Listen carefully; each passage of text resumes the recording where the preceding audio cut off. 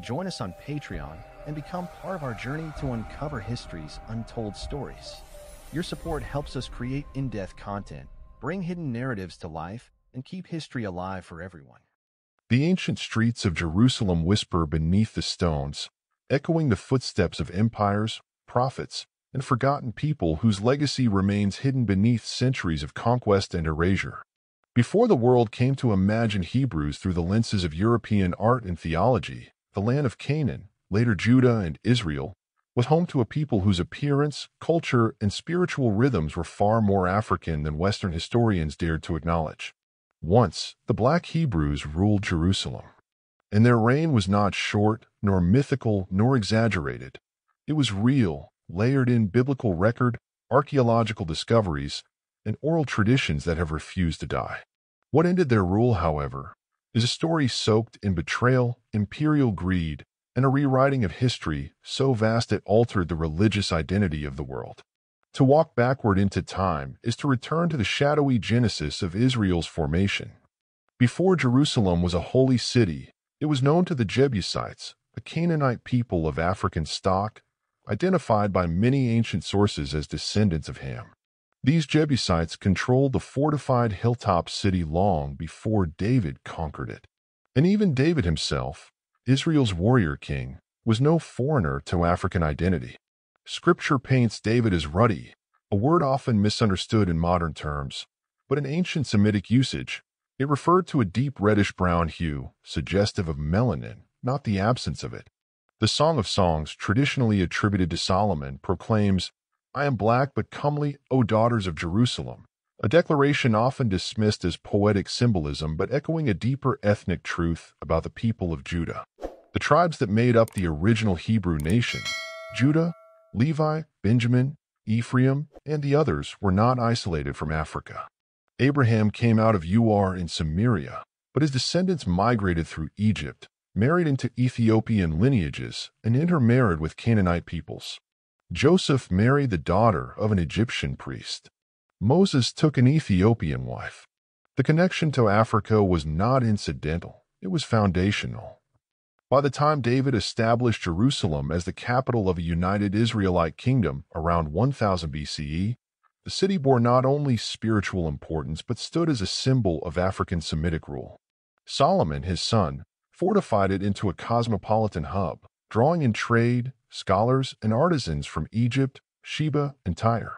According to the Ethiopian Kabra Nagast, the queen of Sheba visited Solomon and bore him a son, Menelik, who would eventually carry the Ark of the Covenant to Aksum. Whether one believes this tradition or not, the deep links between Jerusalem and ancient Ethiopia are embedded in African religious memory. The architecture, the rituals, and the priesthood in Jerusalem bore traces of Egyptian and Nubian influence. The priestly garments resembled those found on the walls of the temples in Karnak and Thebes. The Levitical laws echoed similar codes found in African kingdoms long before Greek philosophers wrote their treatises. Even the temple itself was constructed with assistance from African and Phoenician craftsmen, skilled in the techniques of the Nile and the Red Sea kingdoms. But this African Semitic kingdom was not to remain untouched. The Assyrians came, then the Babylonians. Yet the Black Hebrews endured, returning under Persian tolerance, rebuilding under Nehemiah, and establishing schools of law and scribal traditions that would shape Jewish identity for centuries. Still, their visible dominance in Jerusalem began to erode with the Hellenization campaigns of Alexander's successors and later, under Roman rule. What ended the reign of the Black Hebrews over Jerusalem was not a single war, but a series of calculated cultural erasures and imperial manipulations. The Romans did more than conquer. They rewrote identities.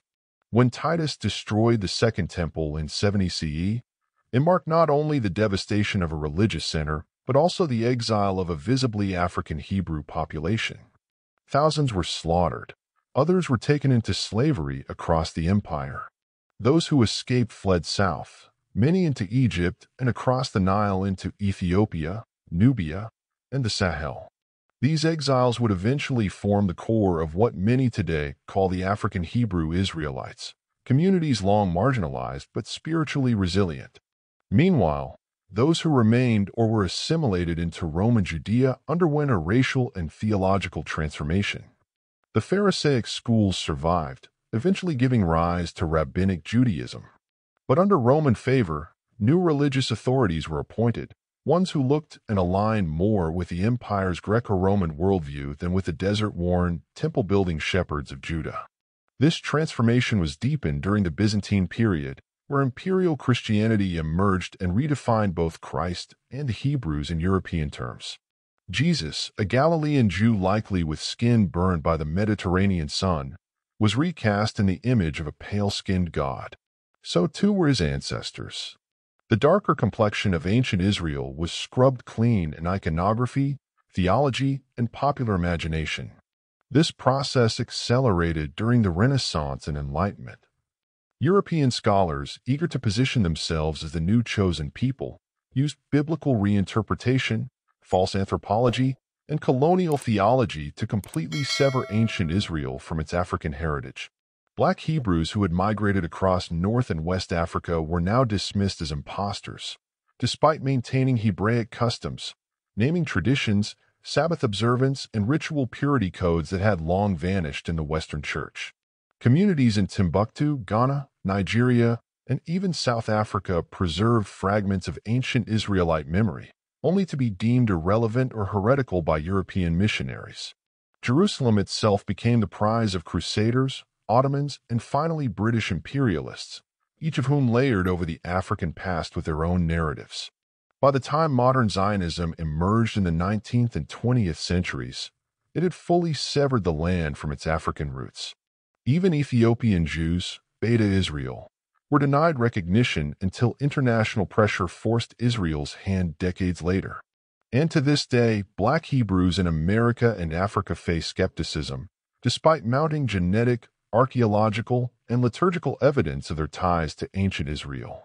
What ended the rule of the Black Hebrews in Jerusalem was not simply Rome's legions, it was erasure, a slow, methodical cleansing of memory, image, and identity. Yet memory is not so easily buried. Across the African continent and the Americas, remnants of Hebrew culture live on. In the songs sung by the Igbos of Nigeria, in the oral traditions of the Lemba people of South Africa, in the Passover celebrations of African American communities long before modern Hebrew roots movements emerged, and in Ethiopia, where a long line of priests still speaks of Zion, not as a metaphor, but as home. The Black Hebrews once ruled Jerusalem, not as myth, not as parable, but as kings, priests, and prophets. They built, worshipped, and died in the city that now barely remembers them. But history, like the Ark, cannot be lost forever. It waits, hidden in the hills of Ethiopia, in dusty scrolls, in forbidden texts, and in the voices of those who remember.